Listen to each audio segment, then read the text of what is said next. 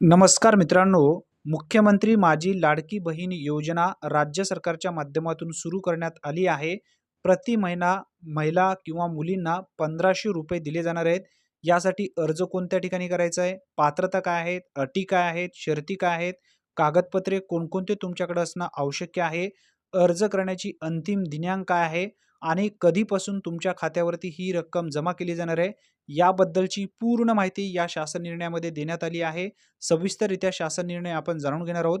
तत्पूर्वी चॅनलवरती पहिल्यांदाच आला असाल तर चॅनलला सबस्क्राईब करून ठेवा.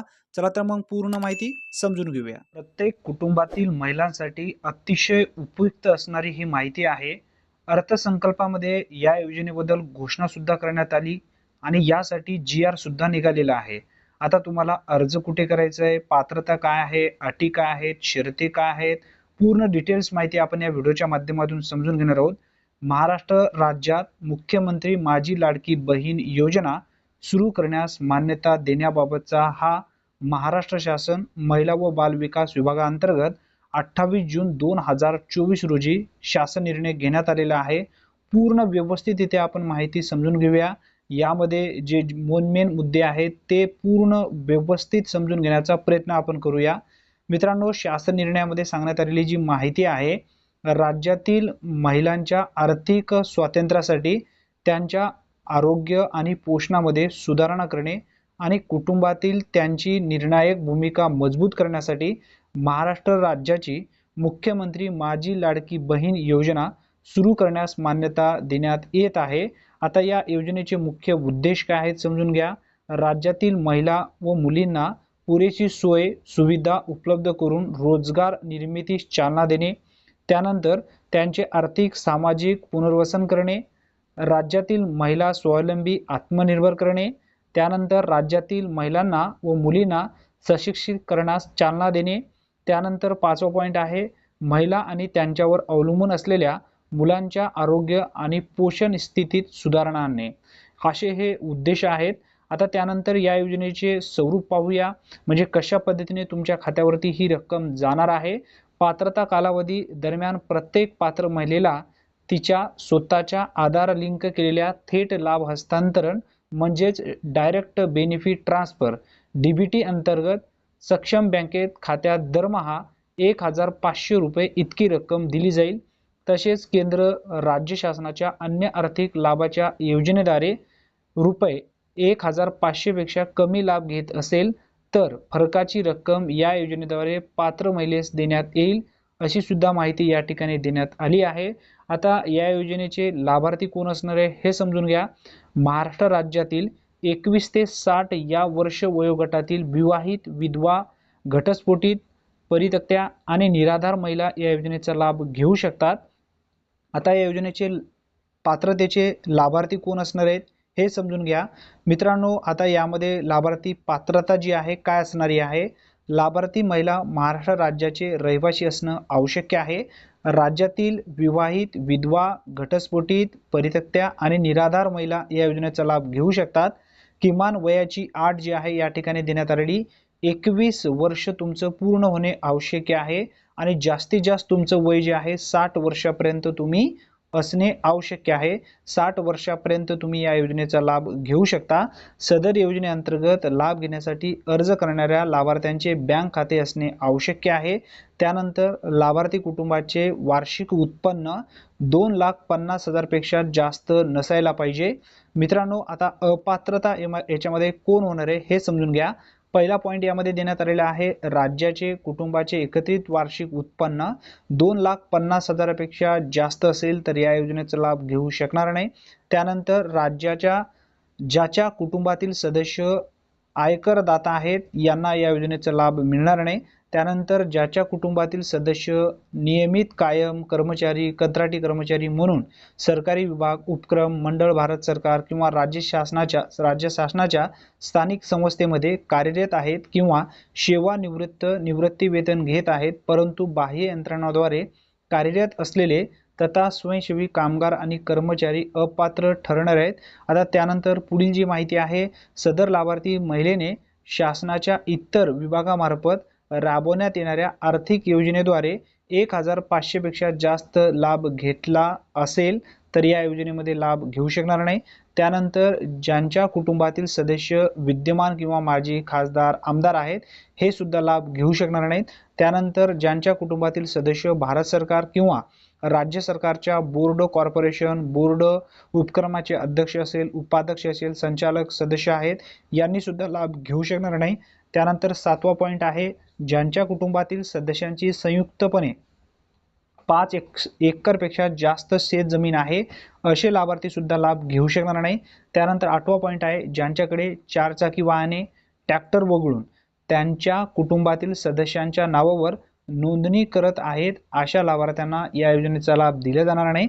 सदर योजनेच्या पात्रता व अपात्र निकषामध्ये सुधारणा करण्याची आवश्यकता असल्यास नियोजन व वित्त विभागाने अभिप्राय घेऊन शासन मान्यतेने कारवाई करण्यात येईल असा सुद्धा उल्लेख या ठिकाणी सांगण्यात आलेला आहे. मित्रांनो, आता या योजनेसाठी तुम्हाला जर पात्र व्हायचं असेल तर डॉक्युमेंट तुमच्याकडे कोणकोणते असणे आवश्यक आहे हे समजून घ्या. डॉक्युमेंट या ठिकाणी 8 डॉक्युमेंट देण्यात आलेले आहेत. पहिला डॉक्युमेंट आहे, या योजनेच्या लाभासाठी ऑनलाईन अर्ज तुम्हाला करावा लागणार आहे. लाभार्थ्यांचे आधार कार्ड, त्यानंतर महाराष्ट्र राज्याचे आदिवासी प्रमाणपत्र म्हणजेच रहिवासी प्रमाणपत्र तुमच्याकडे असणं आवश्यक आहे. महाराष्ट्र राज्यातील जन्म दाखला तुमच्याकडे असणं आवश्यक आहे. त्यानंतर सक्षम प्राधिकारी यांनी दिलेला कुटुंब प्रमुखाचा उत्पन्नाचा दाखला जो आहे, वार्षिक उत्पन्न 2,50,000 पर्यंत असणे अनिवार्य आहे. त्यानंतर 5वा पॉईंट आहे, बँक खाते पासबुकच्या पहिल्या पानाची छायांकित प्रत तुमच्याकडे असणं आवश्यक आहे. त्यानंतर पासपोर्ट आकाराचा फोटो तुमच्याकडे असणं आवश्यक आहे. त्यानंतर 7वा डॉक्युमेंट आहे, रेशन कार्ड तुमच्याकडे असणं आवश्यक आहे. सदर योजनेच्या अटी शर्तीचे पालन करण्याबाबतचे हमीपत्र तुमच्याकडे असणे आवश्यक आहे. आता त्यानंतर लाभार्थ्याची निवड जी प्रक्रिया आहे ती कशा पद्धतीने असणार आहे हे समजून घ्या. मुख्यमंत्री माझी लाडकी बहीण योजनेच्या लाभार्थ्यांची पात्रता अंगणवाडी सेविका, परिवेशिका, मुख्य सेविका, सेतू सुविधा केंद्र, ग्रामपंचायत, ग्रामसेवक, वार्ड अधिकारी यांनी खातर जमा करून ऑनलाईन प्रमाणित केल्यानंतर लाभार्थ्यांचा अर्ज सक्षम अधिकारी यांच्याकडे सादर करावा. सक्षम अधिकारी यांनी या कामकाजावर नियंत्रण ठेवावे. त्यानुसार सदर योजनेकरिता अंगणवाडी सेविका, परिवेशिका, मुख्य सेविका, सेतू सुविधा केंद्र असेल, ग्रामपंचायत, ग्रामसेवक, वार्ड अधिकारी व सक्षम अधिकारी यांच्या जबाबदाऱ्या खालीलप्रमाणे निश्चित करण्यात येत आहे असा सुद्धा उल्लेख या ठिकाणी करण्यात आलेला आहे. लाभार्थी स्वीकृत तपासणी पोर्टल अपलोड करणे कोणाची जिम्मेदारी आहे ते या ठिकाणी स्पष्टपणे सांगण्यात आलेलं आहे. जे मेन मुद्दे आहेत ते आपण या ठिकाणी समजून घेऊया. मित्रांनो, या योजनेची कार्यपद्धती जी आहे, अर्ज करण्याची प्रक्रिया, योजनेचे अर्ज पोर्टल, मोबाईल ॲपद्वारे, सेतू सुविधा केंद्राद्वारे ऑनलाईन भरले जाऊ शकतात. त्यासाठी पुढील प्रक्रिया विहित केलेली आहे. पात्र महिलेस या योजनेसाठी ऑनलाईन अर्ज करता येईल. त्यानंतर ज्या महिलेस ऑनलाईन अर्ज सादर करता येत नसेल त्यांच्यासाठी अर्ज भरण्याची सुविधा अंगणवाडी केंद्रात बाल विकास प्रकल्प अधिकारी कार्यालय, नागरी, ग्रामीण, आदिवासी, ग्रामपंचायत, वार्ड, सेतू सुविधा केंद्र येथे उपलब्ध असेल.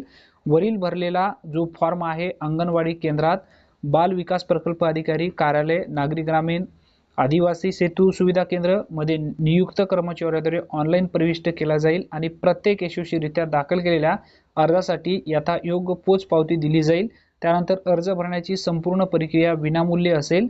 अर्जदार महिलेने स्वतः उपरोक्त ठिकाणी उपस्थित राहणे आवश्यक असेल जेणेकरून तिचा थेट फोटो काढता येईल आणि ई-KYC करता येईल. यासाठी महिलेने खालील माहिती आणणे आवश्यक आहे.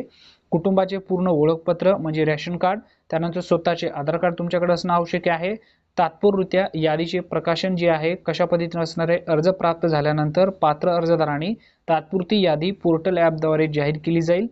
त्यांची प्रत अंगणवाडी केंद्र, ग्रामपंचायत, वार्ड स्तरावरील सूचना फलकावर देखील लावण्यात येईल असा सुद्धा उल्लेख या ठिकाणी करण्यात आलेला आहे. आता अंतिम यादी प्रकाशन जी आहे सदर समितीमार्फत असणार आहे.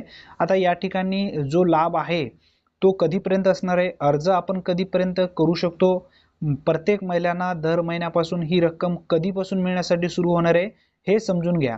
मित्रांनो, या ठिकाणी जो मेन मुद्दा देण्यात आलेला आहे, हे पैसे कोणत्या महिन्यापासून तुमच्या खात्यावरती जमा होणार आहेत हे समजून घ्या. अर्ज करण्याची शेवटची तारीख आहे हे समजून घ्या.